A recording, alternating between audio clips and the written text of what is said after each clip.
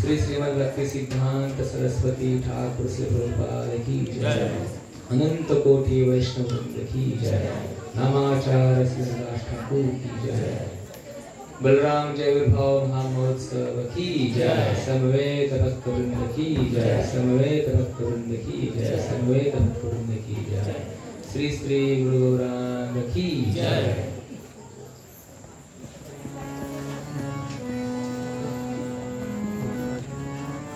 ओम नमो भगवते वासुदेवाय।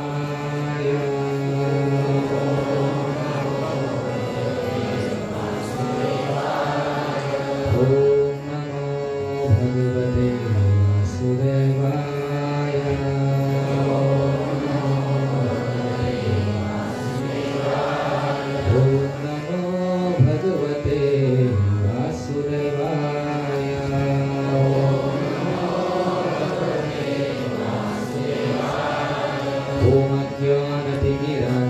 तस्य ज्ञानाञ्जनशलाकया चक्षुरुन्मिलितं येन तस्मै श्रीगुरुवे नमः।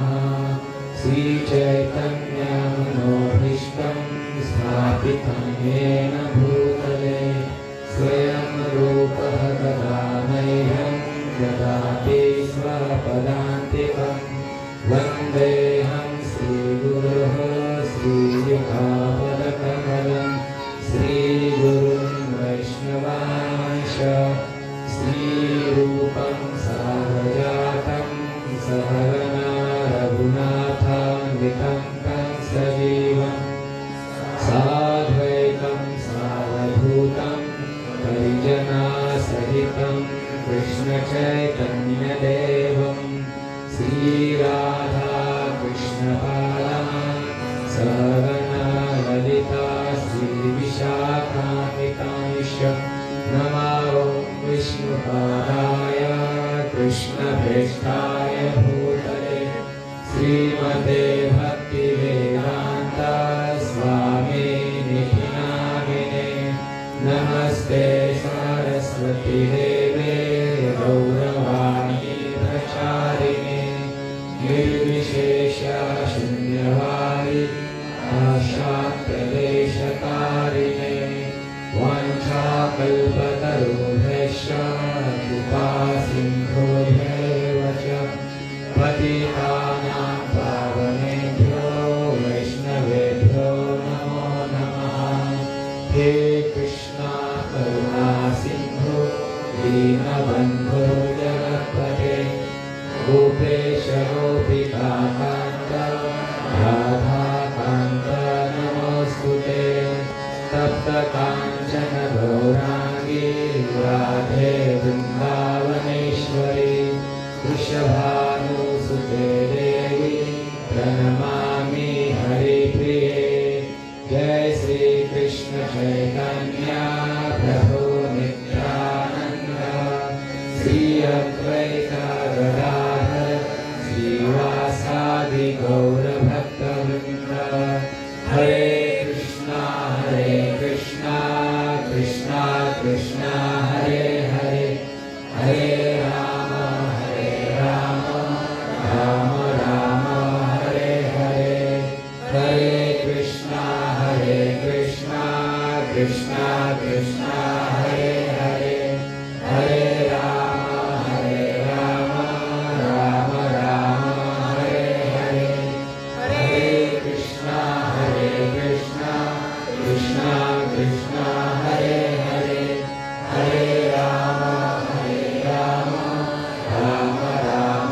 हरे हरे।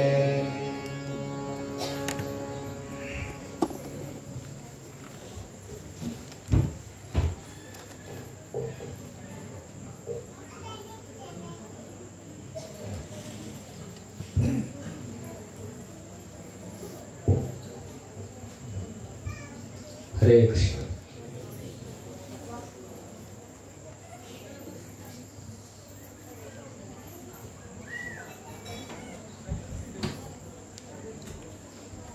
सर्वांचं हार्दिक स्वागत आहे आजच्या आपल्या या महोत्सवामध्ये। खरं तर बलराम जयंती ही उद्या आहे, पण आपण आजच साजरी करत आहोत। तर आपण पाहतो की बलरामजी हे भगवान श्रीकृष्ण प्रकट होण्या अगोदर या भूतलावरती येत आहेत। तर बलरामजी यांच्याविषयी जर सांगायचं म्हटलं तर प्रभुपादांना एकदा वृंदावनामध्ये त्यांच्या शिष्याने प्रश्न विचारला। म्हटले की प्रभुपाद, कृष्ण श्रेष्ठ आहेत की बलरामजी श्रेष्ठ आहेत? कृष्ण बलशाली आहेत की बलरामजी बलशाली आहेत? दोघांच्या मध्ये फरक काय आहे? असा प्रश्न विचारल्यानंतर प्रभुपादांनी वृंदावनामध्ये सुंदर कृष्ण बलराम मंदिराची स्थापना केलेली आहे। आणि प्रभुपादांनी त्यांना विचारलं, म्हटले की तुम्ही रोज कृष्ण बलरामाचं दर्शन करताय, दोघांच्या मध्ये काय फरक आहे? तर शिष्याने सांगितलं की फरक असा आहे की कृष्ण हे सावळ्या वर्णाचे आणि बलरामजी हे गोऱ्या वर्णाचे। बरोबर, हा पहिला फरक त्यांनी सांगितला। त्यानंतर दुसरा फरक सांगितला काय की कृष्ण हे बासरी वाजवतात. बलरामजी वाजवतात का? बलरामजी बासरी वाजवत नाही, बलरामजी बिगुल वाजवतात. शिंग असतं बलरामजींच्याकडे. प्रभुपाद म्हटले बरोबर आहे. मग पुढे प्रश्न विचारला की दोघांच्या मध्ये शक्तिशाली कोण आहे? आता कोण शक्तिशाली आहे? कृष्ण शक्तिशाली आहे की बलरामजी शक्तिशाली आहेत? सांगा, तुम्हाला प्रश्न. कोण शक्तिशाली आहे? बलरामजी हे मोठे बंधू आहेत श्रीकृष्णांचे, बरोबर. बलरामजी मोठे आहेत आणि कृष्ण छोटे आहेत. मग कोण शक्तिशाली आहे? दोघं पण शक्तिशाली आहेत, बरोबर आहे. मार्कंडेय प्रभू सांगतात की दोघंही तेवढे शक्तिशाली आहेत, बरोबर आहे. पण तरी सुद्धा त्याच्यामध्ये थोडाफार बलरामजी. तर प्रभुपादांनी सांगितलं तुम्ही जर या कृष्ण बलरामांच्या मूर्तीकडे पाहिलं तर म्हटले की कोणाचा हात कोणाच्या खांद्यावर आहे? कोणाचे ओझे कोणाच्या खांद्यावर, असं गाणं आहे ना. तर शिष्य म्हटले की बलरामींचा हात हा कोणाच्या खांद्यावर आहे? श्रीकृष्णांच्या खांद्यावर आहे. असं म्हटल्यानंतर मग प्रभुपाद म्हटले बलरामजी हे सर्वात बलशाली आहेत, सर्वात शक्तिशाली आहेत. आणि अशा बलरामींचा भार कोणी सहन केलेला आहे? श्रीकृष्णाने सहन केलेला आहे. म्हणजे कोण शक्तिशाली जास्त असू शकतं? कृष्ण शक्तिशाली असणार, बरोबर. तर श्रीकृष्ण हे ओरिजिनल पुरुष आहेत. आलं लक्षात? चैतन्य चरितामृत या ग्रंथाचं जर बारकाईने अध्ययन केलं तर या ग्रंथामध्ये वर्णन केलेलं आहे की कृष्ण हे स्वयंरूप आहेत. स्वयंरूप म्हणजे मूळ पुरुष जे आहेत हे कोण आहेत? श्रीकृष्ण आहेत. आणि असं म्हटलेलं आहे की श्रीकृष्णांच्या उजव्या बाहूपासून बलरामजी प्रकट झालेले आहेत. म्हणजे first expansion of Lord Krishna is Balram. समजलं? तर बलरामजी हे पहिलं विस्तारित रूप आहे भगवान श्रीकृष्ण. आणि डाव्या भुजेपासून कोण प्रकट झालेलं आहे? डाव्या भुजेपासून राधाराणी प्रकट झालेली. राधाराणी पासून प्रमुख दोन सखी ललिता आणि विशाखा आणि अजून अष्टसखी या मुख्य आहेत. या डाव्या भुजेपासून प्रकट झालेले. तर असं म्हटलंय की स्वयंरूप हे भगवान श्रीकृष्ण आहेत. आणि स्वयंरूपापासून प्राभव प्रकाश आणि वैभव प्रकाश ही दोन रूप प्रकट होतात. याच्यामध्ये प्राभव प्रकाशामध्ये बलरामजी येतात आणि वैभव प्रकाशामध्ये राधाराणी आणि तिच्या अष्टसखी प्रकट होतात. आणि पुढे या वैभव प्रकाशापासून प्राभव विलास वैभव विलास याच्यामध्ये चतुर्भुज विष्णू रूप प्रकट होतात. वैभव विलासापासून तदेकात्मक रूप आणि विलास रूप प्रकट होतात. आणि आपण पाहतो तदेकात्मक रूपामध्ये भगवानाचे 6 मुख्य अवतार येतात. कोणकोणते 6 मुख्य अवतार आहेत? पुरुष अवतार, गुण अवतार, लीला अवतार, मन्वंतर अवतार, युग अवतार आणि शक्तिवेश अवतार. असे हे 6 मुख्य अवतार प्रकट होतात. तर बलरामजींचं जे स्थान आहे ते आपण पाहतो की पहिलं जे एक्सपान्शन आहे, पहिलं विस्तारित रूप आहे हे कोण आहेत? बलरामजी आहेत. आणि सेकंड एक्सपान्शन कोण आहेत? राधाराणी. तर असे हे जे बलरामजी आहेत हे बलरामजी म्हणजे कोणी साधारण व्यक्तिमत्व नाही. आपण फक्त आता सुरुवातीला पाहिलं की कृष्ण सावळ्या वर्णाचे आहेत, बलरामजी हे गोऱ्या वर्णाचे आहेत. त्यानंतर श्रीकृष्ण बासरी वाजवतात, मोर मुकुट धारण करतात. आणि बलरामजी हे बासरी वाजवत नाहीत. बलरामजी काय वाजवतात? शिंग वाजवतात, बरोबर. हा साधारण आपण फरक पाहिला. पण आपण जर पाहिलं बारकाईने तर कृष्ण बलराम ही दिसायला एका गवळ्याची मुलं होती. नंद बाबा यशोदा मातेच्या घरामध्ये जन्माला आलेली ही बालकं होती. पण ही बालकं साधारण बालकं होती का हो? नव्हती. कृष्ण प्रकट होण्या अगोदरच भविष्यवाणी झालेली होती. झाली ना भविष्यवाणी? ज्यावेळी कंस हा देवकीला घेऊन चाललेला होता रथामधून, त्यावेळी आकाशवाणीद्वारे काय सांगितलं गेलं, अरे मूर्ख कंसा, ज्या देवकीला तू घेऊन चाललेला आहेस तिच्या उदरामधून जन्माला येणारा 8वा बालक हा तुझ्या मृत्यूचं कारण बनेल. म्हणजे कृष्ण जन्माला येण्या अगोदरच त्यांची भविष्यवाणी झालेली होती, आहे की नाही. आपल्याकडे पण गल्लीमध्ये छोट्या मुलांची नावं कृष्ण अशी असतात, बलराम अशी नावं असतात, पण आपल्या गल्लीतल्या मुलांची कोणाची भविष्यवाणी झाली का? झाली का भविष्यवाणी? नाही ना. त्याच्यामुळं आपण आपल्या गल्लीतल्या कृष्णाला कधीच वृंदावनातल्या कृष्णाच्या बरोबर नाही समजायचं. तर या कृष्णाची अगोदरच भविष्यवाणी झाली आणि भविष्यवाणी झाल्यानंतर कृष्ण देवकीच्या उदरी जन्माला आले. आता बघा, कृष्ण जन्माला येण्या अगोदर कोण आलं? बलरामजी आले. आता बलरामजी का अगोदर आलेले? तर असं म्हटलेलं आहे की बलरामजी देवकी मातेच्या उदरामध्ये येण्या अगोदर बलरामजीने काय केलेलं आहे, देवकी मातेचं हृदय, इंद्रिय, मन हे पूर्ण शुद्ध केलं. देवकीच्या गर्भाला बलरामजींनी गोलोक वृंदावनामध्ये परिवर्तित केलं. का? कारण या गर्भामध्ये भगवान श्रीकृष्ण प्रकट होणार आहेत. आता बघा, देवकीच्या उदरामध्ये बलरामजी आले आणि किती दिवस राहिले? किती महिने राहिले? 7, 8 महिने, 9 महिन्यापर्यंत राहिले. आणि जन्माला येण्या अगोदरच काय झालं? देवकीच्या गर्भामधून गायब झाले बलरामजी. गायब झाले म्हणजे काय? योग मायेद्वारे बलरामजी देवकीच्या उदरामधून रोहिणी मातेच्या उदरामध्ये स्थानांतरित केले, म्हणून त्यांचं नाव संकर्षण असं पडलं. कर्षण, एका गर्भामधून दुसऱ्या गर्भामध्ये त्यांना काय केलं? स्थानांतरित केलं, म्हणून त्यांचं नाव संकर्षण असं झालं. आता मला सांगा की देवकीच्या उदरामध्ये आलेले बलरामजी हे रोहिणी मातेच्या गर्भामध्ये जातात. आजकाल असं आपण शस्त्रक्रियेद्वारे तरी करू शकू का? अजून तरी मला वाटतं की अशी शस्त्रक्रिया डेव्हलप झाली का? बघा किती ऍडव्हान्स टेक्नॉलॉजी होती द्वापार युगामध्ये. आपल्याला अहंकार आहे की नाही आपल्या टेक्नॉलॉजीचा? आहे का? आपल्याला असं वाटतं आम्ही 21व्या शतकामध्ये वावरत आहोत. सगळ्यांच्या हातामध्ये आता मोबाईल आहे की नाही? सुंदर वेगवेगळ्या प्रकारची विमान आहेत की नाही? वेगवेगळ्या प्रकारची टेक्नॉलॉजी आज आलेली आहे.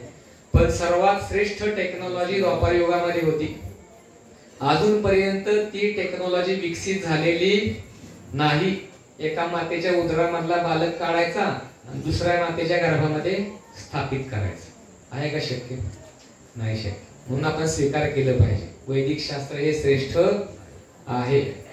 द्वापार युगामध्ये व्यासदेवांनी गांधारीचा ज्यावेळी गर्भपात झाला, आहे की नाही, ज्यावेळी आपण पाहतो कुंतीला 5 पांडव जन्माला आले, त्यावेळी गांधारीच्या मनामध्ये ईर्ष्या निर्माण झाली. काय रे, कुंतीला 5 मुलं जन्माला आली, मला एक पण नाही. तिने आपल्या पोटावर मुसळ मारलं. मुसळ मारल्यामुळं गर्भपात झाला आणि एक मांसाचा गोळा बाहेर आला. आता बघा, हा मांसाचा गोळा बाहेर आल्यानंतर गांधारी धृतराष्ट्राने कोणाला बोलवलं? व्यासदेवांना बोलवलं. व्यासदेवाने काय केलं? त्या गर्भाचे 101 तुकडे केले. किती? 101 तुकडे. आणि हे तुकडे मातीच्या मडक्यामध्ये तुपामध्ये झाकून ठेवले. झाकून ठेवल्यानंतर काय चमत्कार झाला हो? त्या मातीच्या मडक्यामधनं 100 कौरव जन्माला आले आणि 1 कन्या जन्माला आली. आणि हे कौरव कसे होते जन्माला आलेले? डोळे पांगळे नव्हते. त्यांना जन्माला आल्यानंतर पोलिओ डोस द्या. पोलिओ डोस द्यायची गरज पडली नाही. आजकाल आपण पाहतो गर्भातून जन्माला आलेल्या बालकाला पण पोलिओ डोस दिल्याशिवाय ती व्यवस्थित चालत नाही, फिरत नाही, की नाही? पण ही कौरव जन्माला आली आणि बळ किती होतं यांच्याकडं?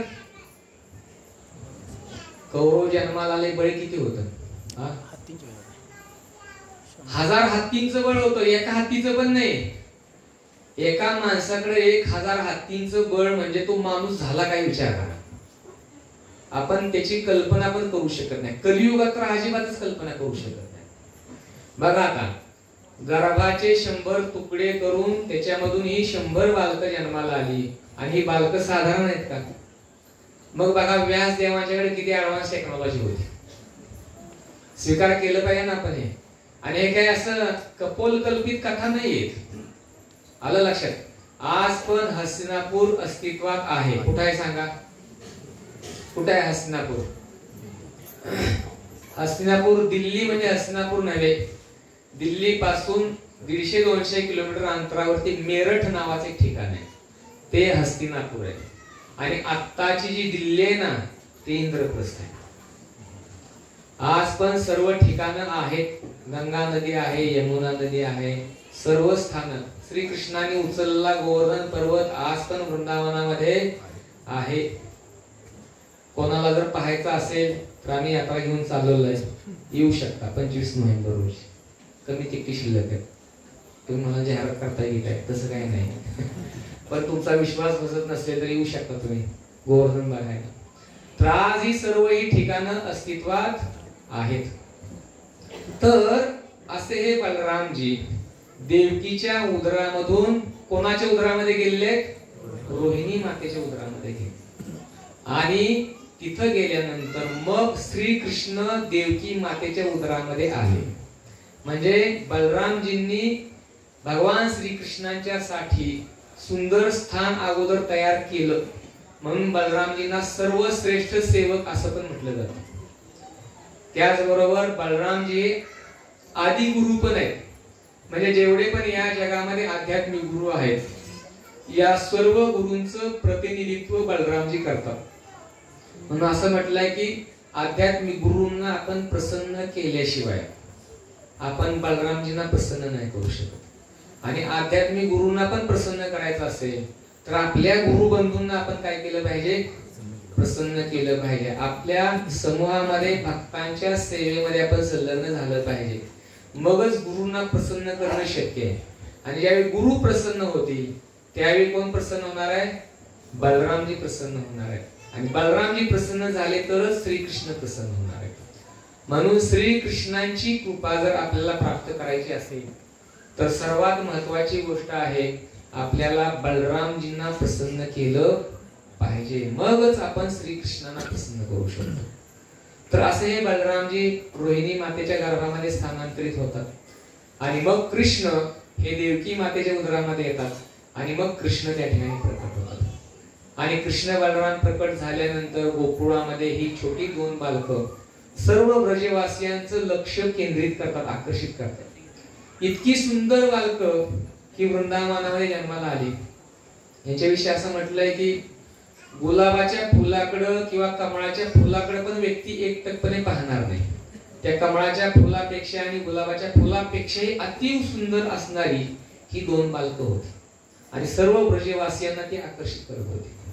तर असे हे कृष्ण बलराम वृंदावनामध्ये प्रकट झाले आणि सर्वांच्या आकर्षणाचं केंद्रबिंदू बनले. आणि हळूहळू ही बालकं वृंदावनामध्ये वाढू लागली. आणि वाढू लागल्यानंतर गोकुळामध्ये सर्व प्रकारच्या लीला ते करू लागले. आणि या लीला करत असताना एकदा आपण पाहतो की हे सर्व गोप बालक हे वनामध्ये गायी चारण्यासाठी गेले होते.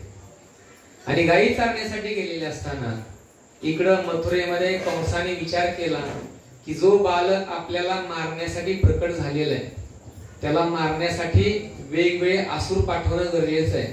आणि त्याद्वारे या कृष्णाचा वध करणं गरजेचं आहे. तर म्हणून कंसाने काय केलं?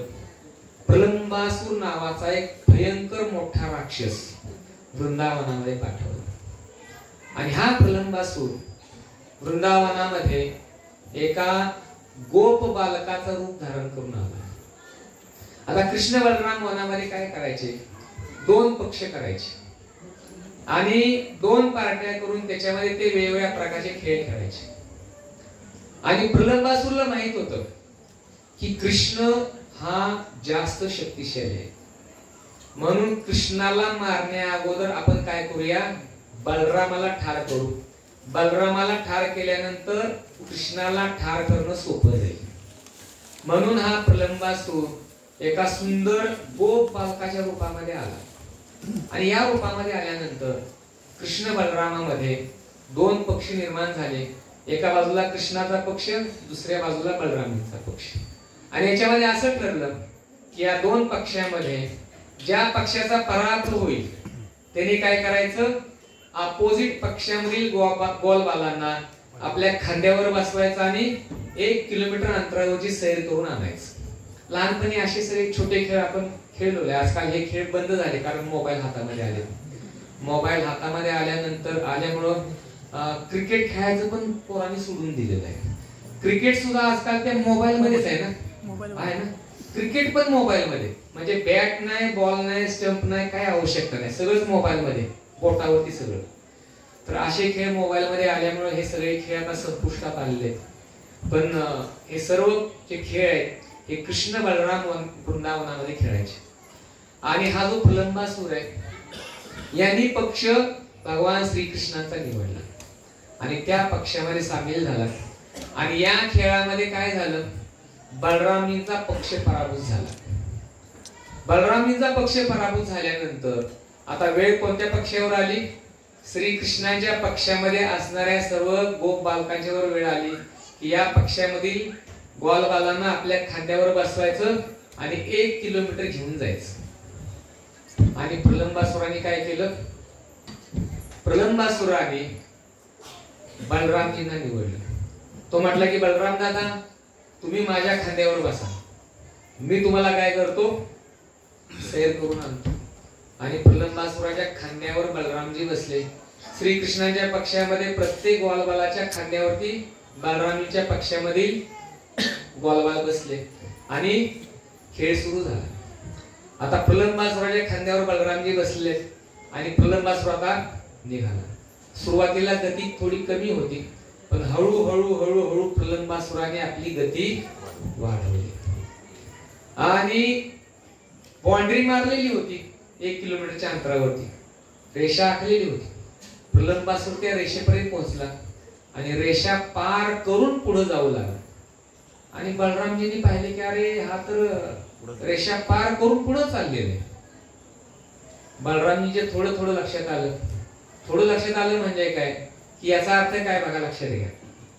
अति भक्ती चोरेल लक्ष म्हणजे काय, ज्यावेळी एखादा व्यक्ती आपली आवश्यकतेपेक्षा जास्त स्तुती करू लागतो त्यावेळेला समजायचं की त्या व्यक्तीला आपल्याकडून काहीतरी पाहिजे.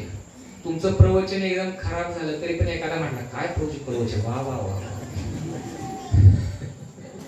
वाटायचं काहीतरी गडबड आहे. बघा आपल्याला एखादी गोष्ट पाहिजे असेल किंवा तुमच्याकडून एखाद्या व्यक्तीला जर एखादी गोष्ट पाहिजे असेल तर व्यक्ती डायरेक्ट येऊन मागत नाही कधीच. का मागतो, म्हणजे व्यक्ती जर हुशार असेल तर बुद्धिमान असेल है की नाही. व्यक्ती पहिल्यांदा आपल्याकडे अप्रोच होतो आणि पहिल्यांदा म्हणतो कसं काय, बरं चाललंय का, तब्येत पाणी सगळं व्यवस्थित आहे ना. आणि मग हळूहळू स्तुती करायला सुरुवात करतो आणि स्तुती करून गुणगान करून झाल्यानंतर मग हळूच तो आपली इच्छा प्रकट करतो.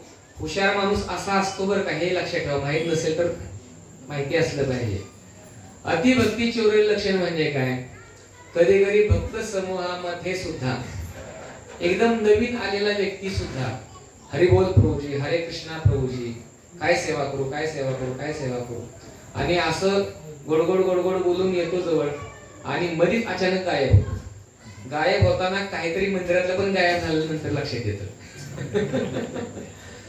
तर थोडक्यात काय समजून घ्यायचं याच्यामधून की अतिभक्ती म्हणजे काय, अनावश्यकतेपेक्षा जास्ती नम्रता, जास्ती स्तुती करणारा व्यक्ती थोडासा लक्षात घेतला पाहिजे. आणि बलरामजींच्या हे लक्षात आलं. बलरामजी म्हटले की अरे आपली बाउंड्री इथपर्यंतच आहे, तू पुढे चाललाय. तर प्रलंबासूर म्हटला की नाही, तुम्ही माझ्या खांद्यावर बसल्यामुळे मला दिव्य आनंद व्हायला लागलेला आहे आणि तुमची सेवा मला करायची इच्छा झालेली आहे, म्हणून मला थोडंसं अजून जास्त लांब घेऊन जातो. आणि प्रलंबासुराने आपली गती वाढवली. स्पीड जे होतं ते स्पीड हळूहळू वाढवत वाढवत प्रलंबासूर बलरामजींना दूर घेऊन जाऊ लागला.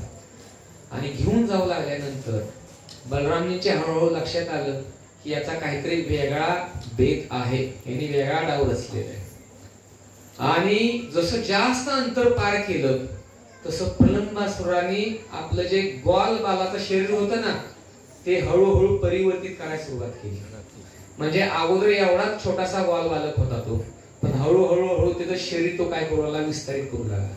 म्हणजे जसं तुम्ही समजा स्कूटीवर बसलाय आणि स्कूटी घेऊन चाललेला आहे, हळूहळू ती स्कूटी मोठ्या व्हॉल्वो गाडीमध्ये परिवर्तित झाली. तर कसं वाटेल, वेगळं वाटेल की नाही. तसं बलरामजींच्या लक्षात आलं की आपली स्कूटी हळूहळू मोठी होऊ लागलेली आहे. आणि हा प्रलंबासूर यांनी आपल्या शरीराचा विस्तार केवढा केला बघा. आपला अजिंक्यतारा आहे ना माग, त्याच्यापेक्षा 10 पटीने मोठा विस्तार केला. आणि काळा कुट्ट असा हा राक्षस भयंकर मोठा पर्वतासारखा दिसू लागला. आणि त्या पर्वतावर हे एकदम गोरं गोमट छोटस बालक चंद्राच्या प्रकाशाप्रमाणे चमकू लागलं. आणि सर्व ग्वाल बालांना दिसू लागलं की अरे बापरे, ज्या ग्वाल बालांनी बलरामजींना खांद्यावर घेतलेलं आहे तो ग्वाल बाल हा ग्वाल बाल नसून काय सगळा गोलमाल आहे. त्याच्यामध्ये गोलमाल म्हणजे काय, हा भयंकर मोठा राक्षस आहे.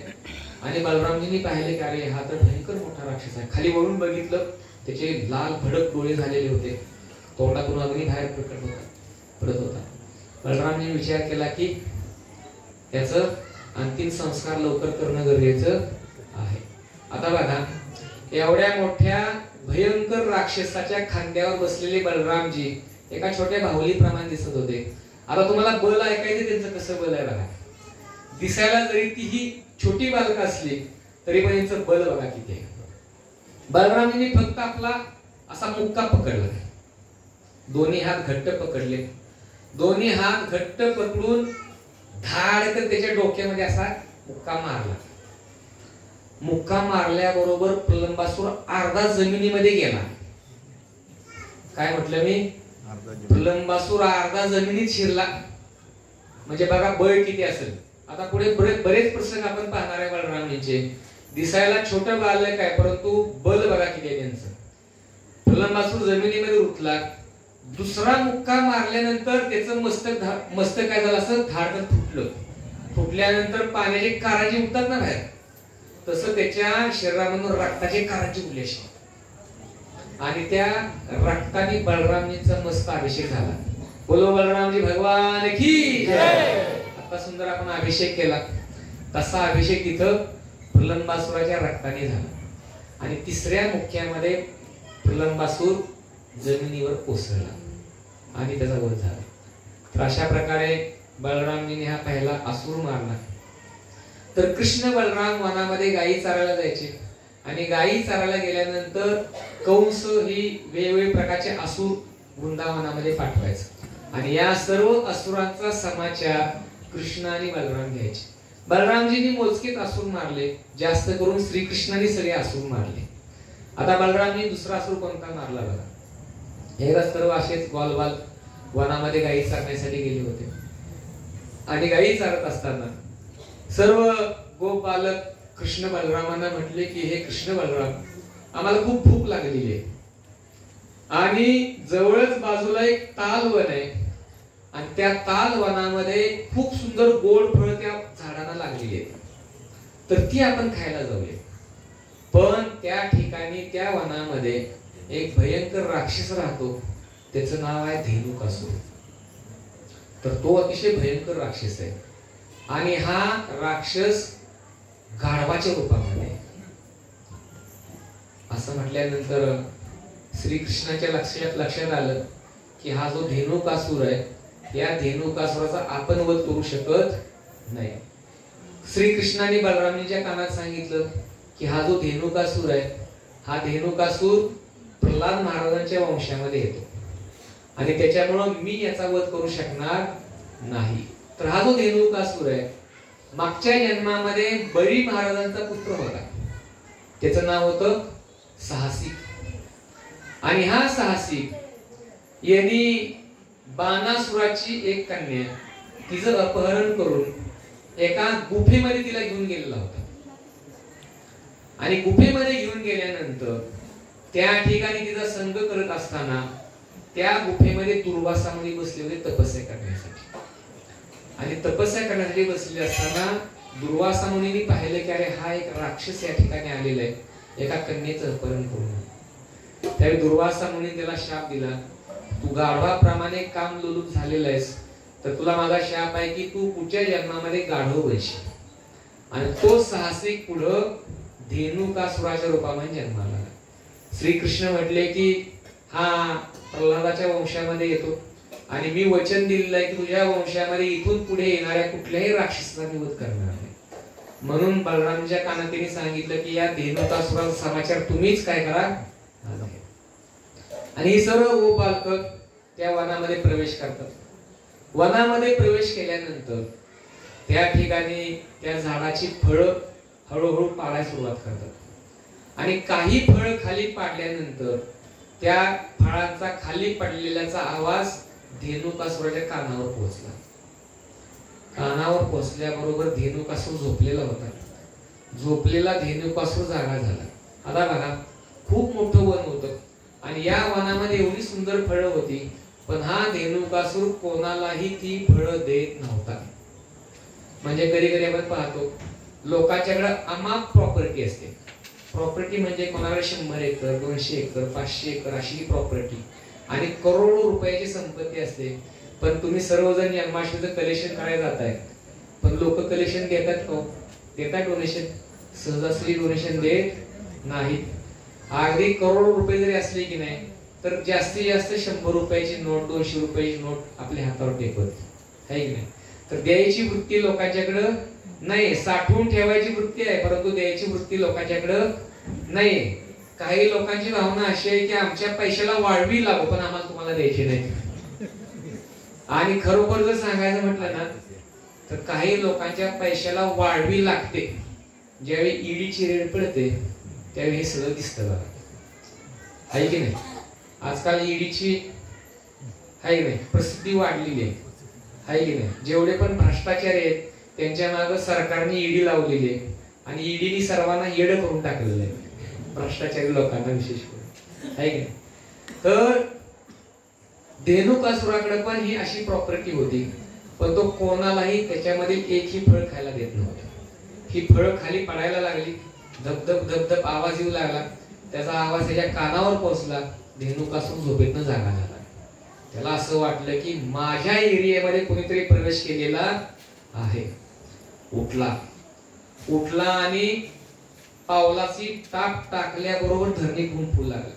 धेनुकासूर हा काही साधारण राक्षस नव्हता, भयंकर मोठा राक्षस होता गाढवाच्या रूपामध्ये, परंतु प्रचंड शक्तिशाली होता.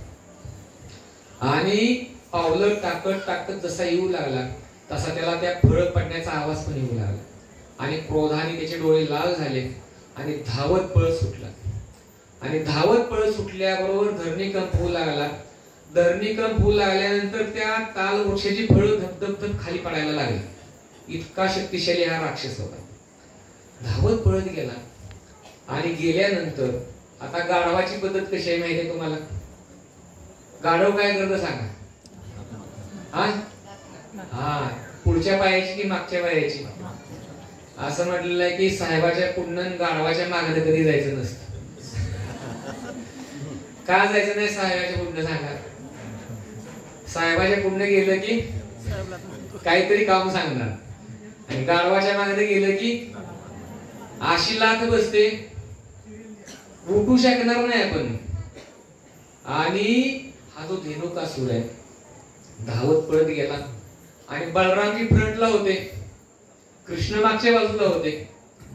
धावत पळत गेला आणि गरकन युटर्न घेतला. युटर्न कशासाठी? मागच्या पायाची लाथ मारण्यासाठी. आणि धाडकन बलरामजींच्या छातीवर लाथ मारणार तेवढ्यात बलरामजींनी मागचे पाय पकडले. आता तुम्ही म्हणाल की बलरामजी कसे काय मागचे पाय पकडले अचानक? तर बलरामजींना याच्या अगोदर एक अनुभव होता. एक अनुभव कुठला होता? तर काय झालं, एकदा बलरामजींची इच्छा झाली. काय इच्छा झाली? कृष्णाला म्हटले की अरे तूच रोज मोर मुकुट धारण करतोय, बासरी धारण करतोय, मला पण दे ना एक दिवस. आणि मग कृष्णाचा वाढदिवस होता म्हणून कृष्ण घरी थांबले. कृष्ण म्हटले की ठीक आहे बलराम दादा, तुम्हाला पाहिजे नाही मोर मुकुट आणि बासरी, घेऊन जावा म्हटले. आणि बलरामजींनी मोर मुकुट धारण केला, बासरी घेऊन गेले वनामध्ये गाई चारण्यासाठी. त्या काळामध्ये कंसाने केशी नावाचा एक राक्षस पाठवला होता. हा होता घोड्याच्या रूपामध्ये आणि हा आता येतो गाढवाच्या रूपामध्ये. तुम्ही म्हणाला गाढवण घोडीच आहेत का सगळी वृंदावनात? तर बगळे आहेत, आघासुर आहे, बाकासुर आहे, वेगवेगळ्या प्रकारचे राक्षस आहेत. केशीला कंसाने पाठवला त्यावेळी केशीने कंसाला विचारलं होतं कृष्ण कसा दिसतो ते सांगा होतं. कंसाने सांगितलं मोर मुकुट धारण केलेला आहे, हातामध्ये बासरी, काळा की गोरा हे कंसाने सांगितलेलं. केशीने तेवढंच ऐकलं, आला वृंदावनामध्ये. बरोबर त्या दिवशी बलरामजींच्या डोक्यावर मोर मुकुट आणि बासरी होती. त्यांनी धाडकन बलरामजींच्या छातीमध्ये लाथ मारली. लाथ मारल्याबरोबर बलरामजी 7-8 कोलाटेवड्या खाऊन पडले जमिनीवर धुळीत. आणि उठतात तोपर्यंत केशी गायब झाला होता. केशीला असं वाटलं की कृष्ण गेला. बलरामजी उठून बघताय तर केशी गायब झाला होता. बलरामजी जे लक्षात आलं की आज हे मोर मुकुटाने बासरी धारण केल्यामुळं हा आपल्याला काय झालेला आहे, धडा शिकायला मिळालेला आहे. घरी पोहोचल्याबरोबर पहिल्यांदा मोर मुकुटाने बासरी काढली, कृष्णाने डोक्यावर ठेवली. हे बाबा तुझं तुला संभळ, रोज मार कुठनं खाऊ मी. तर याचा अर्थ असा पण नाही की बलरामजींनी केशीला मारू शकले नसते, पण बलरामजींच्या साठी तो थांबलाच नाही तिथं ना, आहे की नाही. केशीने लगेच लाथ मारून पशार झाला. आता बलरामजींना हा अनुभव होता केशीचा, म्हणून बलरामजी सावध होते. त्यांना माहित आहे की घोड्यापेक्षा पण गाढव एक्सपर्ट असतं लाथ मारण्यासाठी. बरोबर ना. तर गाढवानी मागच्या 2 पायांनी लाथ मारायला घेतली, तेवढ्यात बलरामजींनी गपकन काय केले, असे मागचे 2 पाय पकडले. लाथ छातीवर घेतली नाही, कारण पहिला अनुभव होता त्यांना, आहे की नाही. एक्सप्रेस पाहिला असल्यानंतर माणूस पुढच्या वेळेला जरा थोडासा सावध होतो, आहे की नाही. होतो ना सावध. पुढच्या ठेस मागचा शहाणा तसं म्हणतो ना, तसं बलरामजींनी मागचे पाय पकडले आणि पकडून काय केलं, असं गरगर गरगर गर फिरवलं. गोपन करतो शेतकरी गोपन, तसा धेनुकासुराला फिरवला. असा गर गर गर फिरवला आणि असा उंच फेकला. 2-4 किलोमीटर आकाशामध्ये गेला वरती.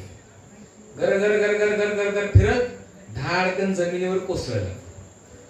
कोसळला आणि थोडा वेळ बेशुद्ध झाला. बेशुद्ध झाला पण पुन्हा शुद्धीवर आला, उठला आणि परत धावत पळत गेला. सेम स्टाईल त्यांनी वापरली. दुसऱ्यांदा परत बलरामजींनी मागचे पाय पकडले. दुसऱ्यांदा परत गरगर गरगर गर फेकून दिला, फेकून वर. दुसऱ्यांदा परत धाडकन जमिनीवर कोसळला. दुसऱ्या वेळी मात्र नाकातोंडातून रक्त ओकू लागला, पण पुन्हा शुद्धीवर आला. शुद्धीवर आल्यानंतर त्याला असं वाटलं की तिसऱ्या फटक्यामध्ये बहुतेक बलरामजी मरेल आपले. पण बलरामजी तिसऱ्यांदा पण काय केलं, मागचे 2 पाय पकडले, पण तिसऱ्यांदा मात्र वर नाही फेकला बरं का. तिसऱ्यांदा असा गरा गरा गरा गरा गरा फिरवला आणि मोठा दगड होता तिथे. त्या दगडावर असा धाडकन आपटला. गावाकडे वाकडा धुतले का तुम्ही? नदीवर ओढ्यावर वाकडा धुतलेत का? तसा त्याला 4 वेळा आपटला आणि मग धेनुकासुर मेला. बोलो बलरामजी भगवान की जय. असा धेनुकासुराचा बलरामजींनी वध केला. तर धेनुकासुर हा साधारण राक्षस नव्हता, प्रचंड शक्तिशाली राक्षस होता, परंतु धेनुकासुराचा पण वध केला. या प्रकारे कृष्ण बलराम सुंदर सुंदर लीला करत होते. आणि या लीला करत असताना हळूहळू आपण पाहतो पुढं की श्रीकृष्ण कंसाचा वध करतात, चानूर मुष्टिकाचा वध कृष्ण बलरामजी करतात. पुढं कुवलयपीड हत्ती, कुवलयपीड हत्तीचा सुद्धा कृष्ण बलराम मिळून काय करतात, वध करतात. कंसाचा वध झाल्यानंतर आपण पुढे पाहतो जरासंध वारंवार आक्रमण करू लागतो. म्हणून भगवान श्रीकृष्ण सर्व मथुरा वासियांना कुठे घेऊन जातात, द्वारकेमध्ये घेऊन जातात. द्वारका नगरी स्थापित करतात. द्वारका नगरी स्थापित केल्यानंतर भगवान श्रीकृष्णांचा एक पुत्र, त्याचं नाव काय असतं, सांब.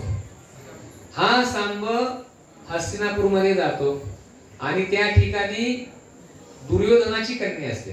काय नाव असतं तिचं, लक्ष्मण. तर तिच्या बरोबर तो राक्षसी पद्धतीने विवाह करतो, म्हणजे बिना अनुमती. कोणाची अनुमती नाही या प्रकारे तो काय करतो, विवाह करायचा प्रयत्न करतो, तिचं अपहरण करून तिला घेऊन जायचा प्रयत्न करत असतो. तेवढ्यात हस्तिनापूर मधील सर्व जे काय मोठमोठे योद्धे आहेत ते सांबला काय करतात, बंदिस्त करतात आणि जेलमध्ये टाकतात. जेलमध्ये टाकल्यानंतर भगवान श्रीकृष्ण बलरामजींना म्हणतात की बलराम दादा, तुमचे आणि दुर्योधनाचे संबंध चांगले, मी आलो तर मोठा वाद होऊ शकतो, पण तुम्ही गेला तर काय होऊ शकतं, सहजासहजी हा मॅटर सॉल्व्ह होऊ शकतो. मग बलरामजी तयार झाले.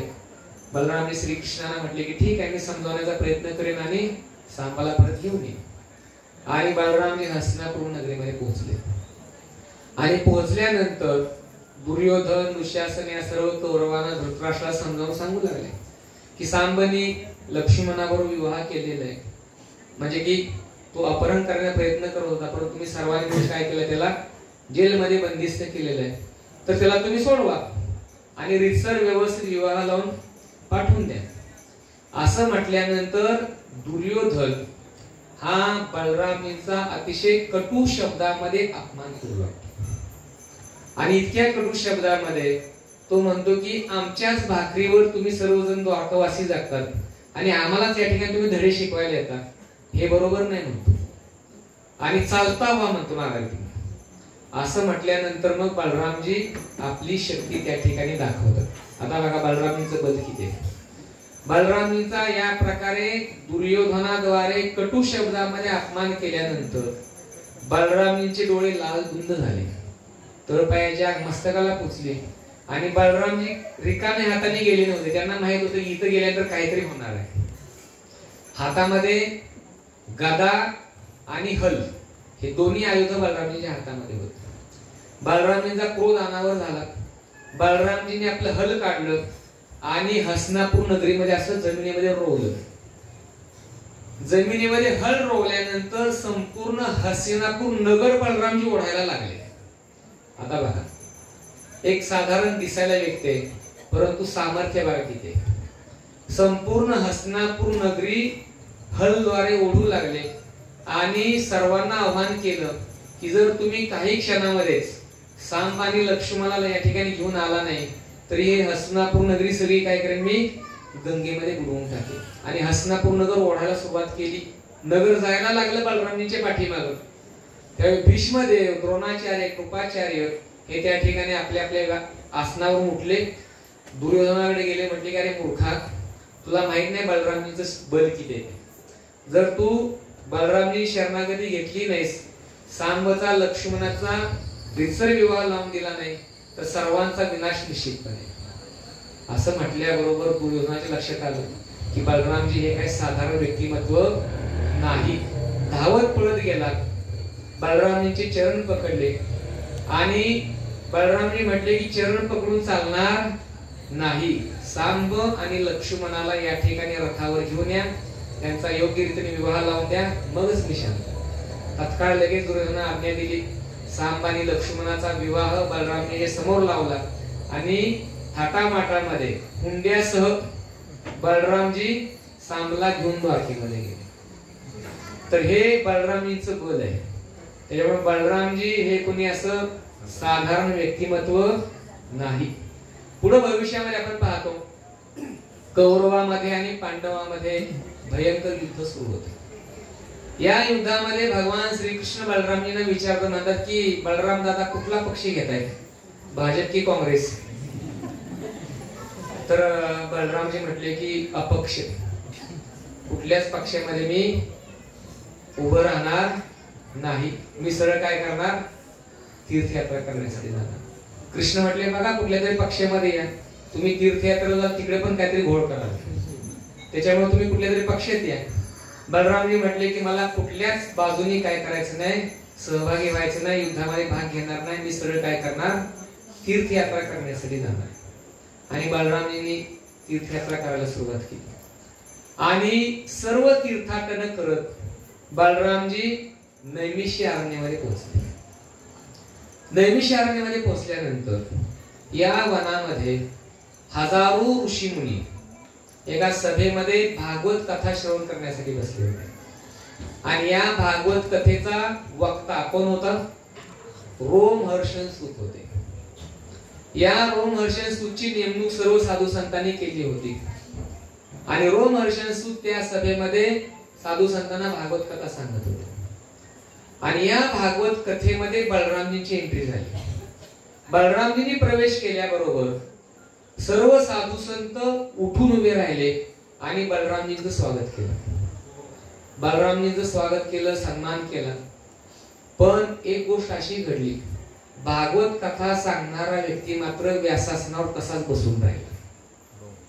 आता समजा मी इथं कथा करतोय आणि कथा करत असताना समजा लोकनाथ महाराज आले, राधानाथ महाराज आले, गोपालकृष्ण महाराज आले, तर कथाकारांनी काय करावं सांगा, काय केलं पाहिजे?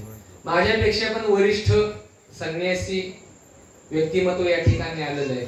मी कथा चालू ठेवावी का काय करायला सांगा? हा, मीही उठलं पाहिजे, त्याचा सन्मान केला पाहिजे, दंडवत केला पाहिजे आणि त्यांना असं मी प्रदान केलं पाहिजे इथं की कथा चालू ठेवायची. रोमहर्षण सूतने आपली कथा चालू ठेवली आणि बलरामजींनी पाहिलं की अरे माझीच कथा बसून या ठिकाणी सांगतोय आणि माझा काहीच सन्मान नाही या ठिकाणी. बलरामजींना हे सहन झालं नाही. आता बलरामजींची पावरं बघा कसे. बलरामजींनी एक गवताचं पातं घेतलं. आता बघा, गवताच्या पात्यामध्ये काय बल असतं का?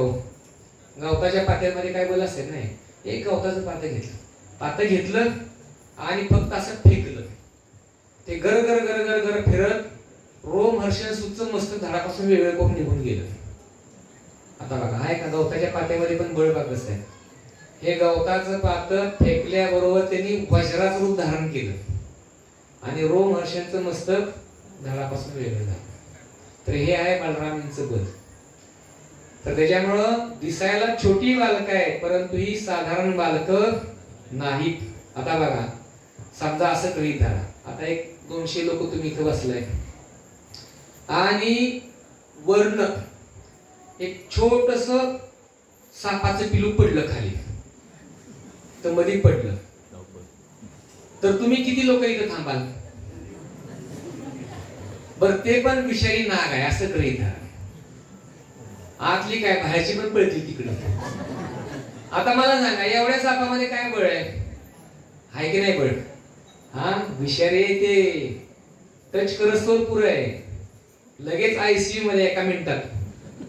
जगल की नाही शक्यता कमी आहे. आता आपल्याकडे सगळ्यांच्याकडे त्या सापापेक्षा जास्त बळ आहे की नाही? पण कधी बळ आहे आपल्या हातामध्ये आपलं आणि त्याच्यामध्ये योग्य अंतर असेल तर. मागच्या वेळी राधेश्याम प्रभूंचं भागवत प्रवचन झालं आणि प्रवचन झाल्यानंतर ब्रेकफास्ट करायला सगळे लोक इथं असे पटांगणामध्ये बसले होते. म्हणजे मी सांगतो ते खरं झालं बरं का. नंतर ते असे इथं सर्व माताई लोक बसले होते आणि झाडावरती एका कावळ्याच्या तोंडामध्ये एवढं हिरवगार सापाचं पिलू होतं आणि कसं त्याच्या तोंडात निसटलं ते पिलू बरोबर माताजींच्या एका ताटातच पडलं. एक पण माताई तिथं त्या ठिकाणी प्रसाद घ्यायला थांबली नाही. सगळी धावत पळत होती, काय झालं काय झालं काय झालं. तेवढे ते हिरवगार पिलू इकडे तिकडे पळायला लागलं आणि गाडीच्या चाकात जाऊन बसलं. नंतर भक्तांनी त्याला प्रेमाने आणि बाहेर काढलं आणि सोडून दिलं. तर दिसायला ते छोटस पिल्लू आहे परंतु ते शक्तिशाली आहे. तसं कृष्ण बलराम दिसायला छोटी बालक आहेत. कंसाला असं वाटलं की ह्यांना सहज चिरडून मारू आपण. कंसाकडे पण 10,000 हत्तीचं बळ होतं, पण 10,000 हत्तीचं बळ असणारा कंस सुद्धा श्रीकृष्णाच्या एकाच मुक्केने मारला गेला. माहितीये तुम्हाला, एकच बुक्की मारली तोंडावर फक्त, कंस दत्तप्राण झाला. तर असे कृष्ण बलराम होते. तर असे हे बलरामजी रोमहर्षणचं मस्तक झाडापासून वेगळं करतात आणि सगळे साधू संत हाहाकार करतात. मला की अरे बलरामजी काय केलं, बलरामजी काय केलं.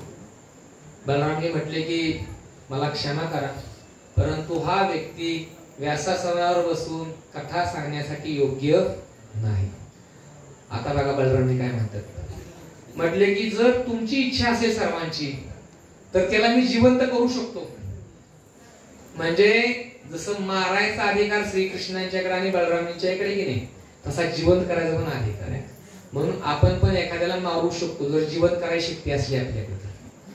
हाय गाव जिवंत करायची, खाया प्यायला मस्त वाटतं आहे ना, पण मारलेल्या बोकडांना कोंबड्यांना जिवंत करू शकतो का आपण? नाही करू शकत. आपण जर एखाद्याला जीवन देऊ शकत नसेल तर आपल्याला मारण्याचा पण काही अधिकार नाही. बलरामजी म्हटले की मी मारलंय ना, तुमची सर्वांची इच्छा असेल तर मी रोमहर्षण सूतला एका क्षणामध्ये जिवंत करू शकतो. सर्व साधू संत म्हटले की नाही, तुम्ही जे केले ते योग्य केलेलं आहे, कारण तो अहंकारी वृत्तीने काय करत होता, भागवत कथा सांगत होता. बलराम म्हटले ठीक आहे. म्हटले की याचं प्रायश्चित्त म्हणून मला काहीतरी सेवा द्या. सर्व साधू संत म्हटले तुमच्यासाठी एक सेवा आहे. साधू संत म्हटले की रोज आम्ही सकाळी या ठिकाणी प्रांगणामध्ये यज्ञ करत असतो आणि त्या यज्ञामध्ये सकाळी बलवल नावाचा एक दैत्य येतो. आकाश मार्गाने येतो आणि बरोबर यज्ञ कुंडामध्ये मलमूत्र विसर्जन करतो. तर त्या दैत्याचा तुम्ही काय करा, संहार करा. बलरामने म्हटले डन. आपण डन म्हटलं तर झालं असं होत नाही, पण बलरामने डन म्हटले म्हणजे काय, राखे कृष्ण मारे के मारे कृष्ण राखे के. भगवंतानी जर ठरवलं असेल की ह्याला मला आता मारायचंय तर त्याला या जगातली कोणतीच व्यक्ती वाचवू शकत नाही. आणि जर भगवंताने ठरवलंय की मला याचं रक्षण करायचं आहे तर त्या व्यक्तीला या जगातली कोणतीच व्यक्ती मारू शकत नाही. आता बघा, प्रल्हाद एक छोटस बालक होतं, छोटस बालक, आणि हिरण्यकशिपू प्रचंड सामर्थ्य होतं, सगळ्या प्रकारची वरदानं प्राप्त केली होती, पण हिरण्यकशिपू स्वतःला वाचवू शकला का? शेवटी नरसिंह भगवंतांनी पोट फाडून त्याचा संहार केला, पण प्रल्हादाचं रक्षण केलं. तर तसं बलरामजी म्हटले की बलवलचा वध उद्याच्याला होऊन जाईल. आणि ठरल्याप्रमाणे यज्ञ सुरू झाला आणि आकाश मार्गाने बलवल आला.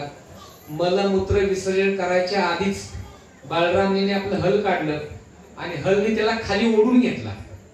एवढ्या लांब आहे ना, मुक्का पोहोचणार नाही तिथपर्यंत.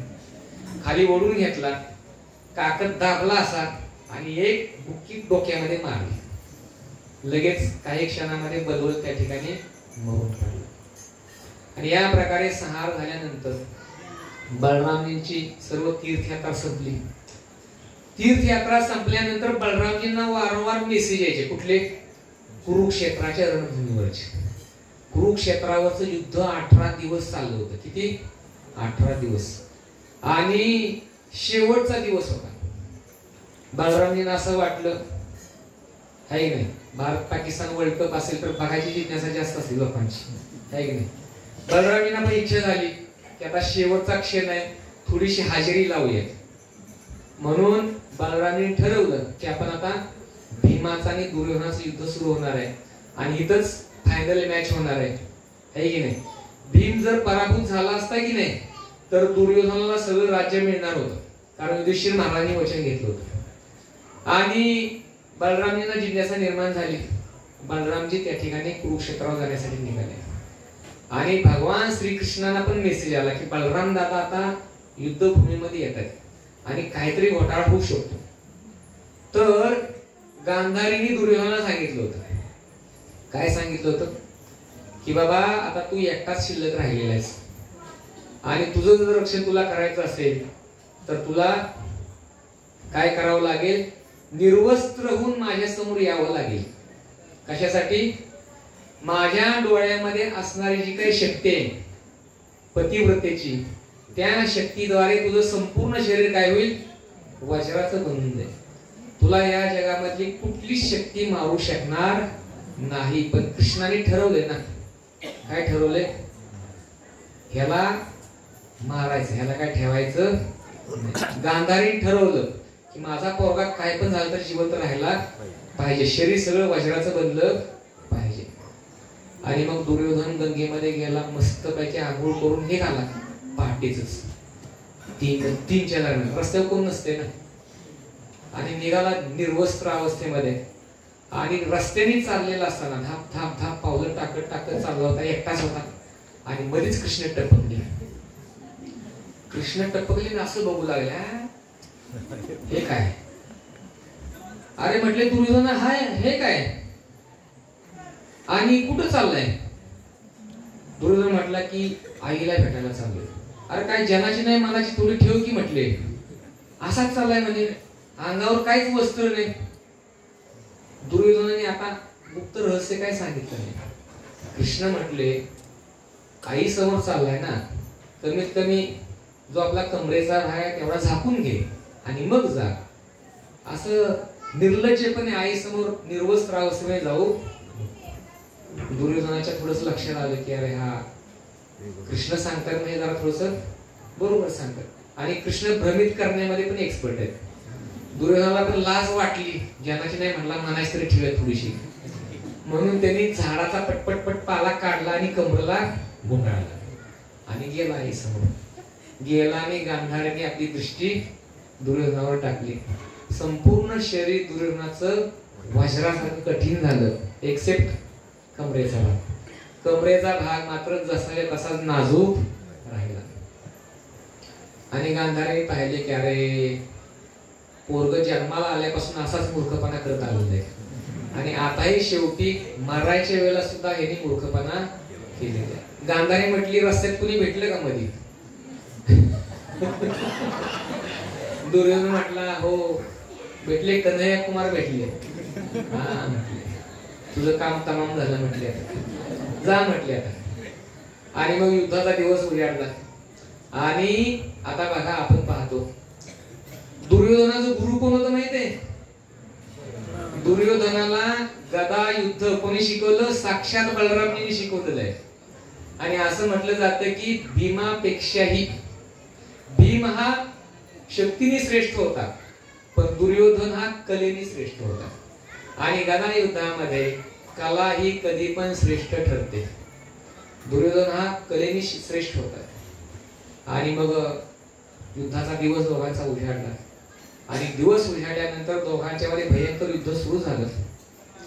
भीम पूर्णपणे थकून गेला, पण दुर्योधन तो मारू शकत नव्हता. संपूर्ण शरीर वज्राचं बनलं होतं.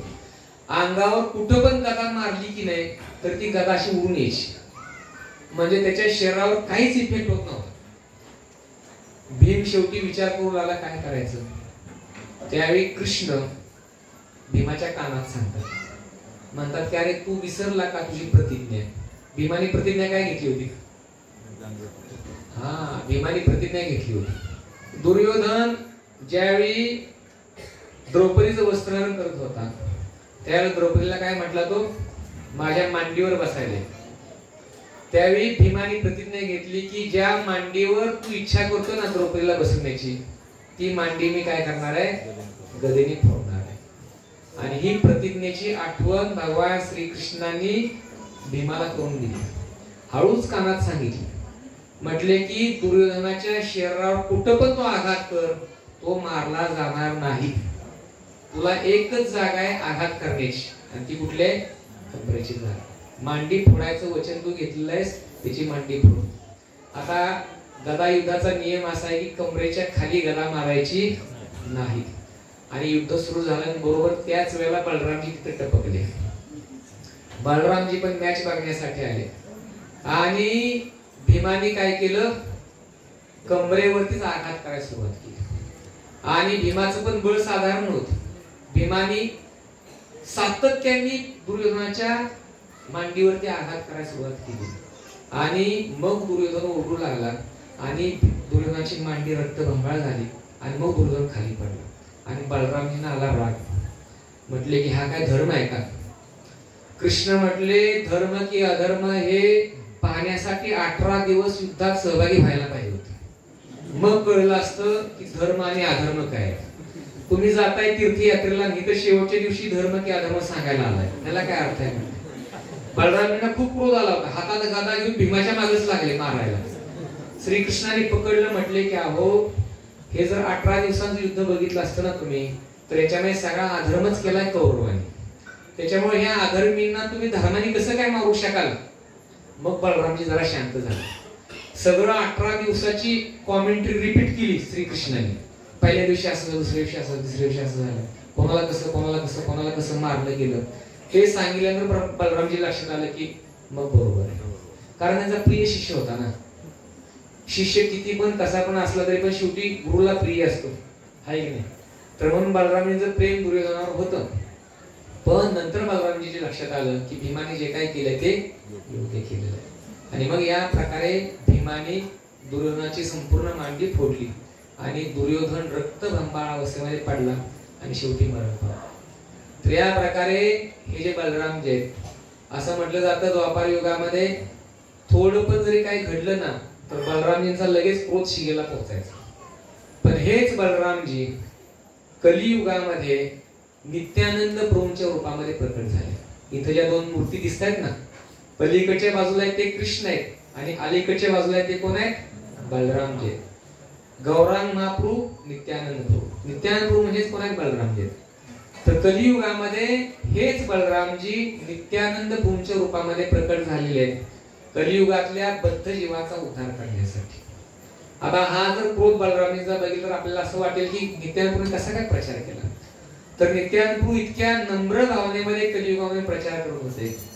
चैतन्य महाप्रभूंनी नित्यानंद प्रभूंना आणि हरिदास ठाकूरांना आदेश दिला होता, ज्यारे देखो तारे कहो कृष्ण उपदेश, आमार आज्ञा गुरु होय तारे देश. अशी ही आज्ञा मिळाल्यानंतर नित्यानंद प्रभू आणि हरिदास ठाकूर कृष्ण भक्तीचा प्रचार करण्यासाठी गावोगावी दारोदारी गल्लोगल्ली फिरू लागले. आणि असा हा प्रचार करत असताना प्रचार करताना त्यांच्या समोर दोन लोक आले. आपण ही कथा बऱ्याच वेळा ऐकलेली आहे पण पुन्हा एकदा रिपीट करतोय. जगाई मधाई नावाची दोन असुरी वृत्तीची लोक आली. जगाई मधाईच्या बाबतीत असं म्हटलं जातं त्यांनी कुठलंच पाप कर्म करायचं सोडलं नव्हतं. असं म्हटलेलं आहे चैतन्य चरितामृत मध्ये. चित्रगुप्त सुद्धा त्यांचं रेकॉर्ड लिहित लिहित थकून गेले होते. ओव्हर टाइम लोक लावलेली होती आणि मोठं रेकॉर्ड तिकडे नरकामध्ये तयार झालेलं होतं. जगाई मधाई मृत्यूनंतर 100% नरकामध्ये पोहोचणार होते. आणि अशा जगाई मधाईला प्रचार करण्यासाठी नित्यानंद जे बलराम जे ते त्या ठिकाणी पोहोचले. पोहोचल्यानंतर दोघांना पण सांगू लागले काय की हरिनामाचा जप सुरू करा, हरिनाम कीर्तन सुरू करा. आणि दोघही नशेमध्ये धुंद होते. नशेमध्ये धुंद असताना मधाईला प्रचार करत असताना मधाईने आपल्या हातामध्ये दारूचं मडकं घेतलेलं होते आणि ते मडकं सरळ काय केलं त्यांनी नित्यानंदपूरच्या मस्तकामध्ये जोरात मारलं. मारल्याबरोबर नित्यानंदपूरच्या मस्तकामधून रक्त बाहेर वाहू लागलं. रक्तबंबाळ शरीर झाल्यानंतर बातमी चैतन्य महाप्रभूंच्याकडे पोहोचली आणि चैतन्य महाप्रभू धावत पळत त्या ठिकाणी आले आणि सुदर्शनला आवाहन केलं. आणि सुदर्शन चक्र प्रकट झाल्यानंतर चैतन्य महाप्रभू दोघांचाही संहार करणार होते. तेवढ्यात जे बलराम जे आहेत ना नित्यानंद प्रभू ते चैतन्य महाप्रभूंच्या चरणावरती आपलं मस्तक ठेवतात आणि चैतन्य महाप्रभू सांगतात की ज्यावेळी मधाई मला मारण्यासाठी आला होता त्यावेळी जगाईने काय केलेलं आहे, मला वाचवण्याचा प्रयत्न केलेला आहे आणि मधाईला थांबवण्याचा प्रयत्न केलेला आहे. मधाईला कृपा तुम्ही देऊ नका परंतु तुम्ही काय करा, जगाईवर कृपा करा. असं म्हटल्याबरोबर चैतन्य महाप्रभू त्या ठिकाणी थांबतात. सुदर्शन अप्रकट होतं आणि चैतन्य महाप्रभू आपले चरण कमल जगाईच्या डोक्यावर ठेवतात. जगाईच्या डोक्यावर ठेवल्याबरोबर जगाई त्या ठिकाणी हरे कृष्णा कृष्णा कृष्णा हरे हरे, हरे राम राम राम हरे हरे या हरे कृष्ण महामंत्राचा जप करू लागतो, हरि कीर्तन करू लागतो. एवढंच नाही, सर्व कष्ट सात्विक विकार जगाईच्या शरीरामध्ये प्रकट होऊ लागतात. भाव होऊन नृत्य करू लागतो आणि मधाई हे दृश्य पाहतो. मधाई विचार करतो की अरे आम्ही दोघांनी म्हणून सगळी पापकर्म केलेली आहेत, भगवंतांनी ह्याला कृपा दिली आणि मला तसंच वंचित ठेवलेलं आहे. मधाई चैतन्य महाप्रभूंच्या चरणी पडतो, म्हणतो की जशी तुम्ही जगाईला कृपा केली आहे तशी मला पण तुम्ही कृपा करा. मी खूप मोठा अपराध आणि खूप मोठी चूक केलेली आहे. त्यावेळी महाप्रभू म्हटले जोपर्यंत तू नित्यानंदच्या चरणावर तू लोक ठेवत नाही तोपर्यंत तुला मी कृपा देणार नाही. त्यावेळी नित्यानंद प्रभू म्हटले चैतन्य महाप्रभूंना की या जगामध्ये सर्वच लोक जगाई मधाईसारखे आणि जर या जगामध्ये या जीवाचा उद्धार करायचा असेल तर सुदर्शन घेऊन यांचा उद्धार होणार नाही. त्यांना हरिनामाद्वारे त्यांचा काय होऊ शकतो, उद्धार होऊ शकतो. नित्यानंद प्रभूने आपले चरण कमल नंतर मधाईच्या डोक्यावर पण ठेवले आणि शेवटी चैतन्य महाप्रभूंनी मधाईला पण कृपा दिली. तर या प्रकारे जगाई मधाईचा उद्धार करण्यासाठी कारणीभूत कोण ठरलेलं आहे, नित्यानंद प्रभू ठरलेले आहेत. जे द्वापार युगामध्ये बलरामजींच्या रूपामध्ये होते तेच बलरामजी कलियुगामध्ये नित्यानंद रूपामध्ये प्रकट झाले. तर असं म्हटलेलं आहे की जर आपल्याला भगवत कृपा प्राप्त करायची असेल तर भगवत कृपेची प्राप्ती ही आपल्याला आध्यात्मिक गुरुची तर गरज आहेच, पण त्यासोबत गौरांग महाप्रभू आणि नित्यानंदच्या कृपेची पण गरज आहे. जे कलियुगामध्ये कृष्ण बलराम आहेत, जोपर्यंत गौरांग महाप्रभूची नित्यानंदची कृपा प्राप्त होणार नाही तोपर्यंत कृष्ण बलरामाची पण कृपा आपल्याला प्राप्त होणार. तर म्हणून कलियुगामध्ये दयाळू आणि कृपाळू अवतार जर असतील तर हे कोण आहेत? गौरांग महाप्रभू आणि नित्यानंद आहे. तर म्हणून आज आपण ही बलरामजींची जयंती उत्सव साजरा करतो. खरं तर उद्या बलराम जयंती आहे, परंतु आपण ऍडव्हान्स मध्ये अगोदरच काय करतोय, आज ती या ठिकाणी साजरी करतो. तर बलरामजींच्या चरणी आपण सर्वांनी मिळून प्रार्थना केली पाहिजे. त्यांच्या कृपेनेच आपण काय करू शकतो, भगवान श्रीकृष्णाची कृपा प्राप्त करू शकतो. तर असं हे बलरामजींचं तत्व आहे. तर दिसायला साधारण बालकाप्रमाणे ही रूप दिसत असतील, परंतु ही साधारण बालक नाही, तर ही संपूर्ण विश्वाचे आदिपुरुष आहेत हे आपण लक्षात ठेवलं पाहिजे. आणि या प्रकारे या तत्वांची आपण काय केली पाहिजे, शरणागती घेतली पाहिजे. हरे कृष्ण. तर पुन्हा प्रश्न असेल तर एखादा प्रश्न आपण घेऊ शकतो.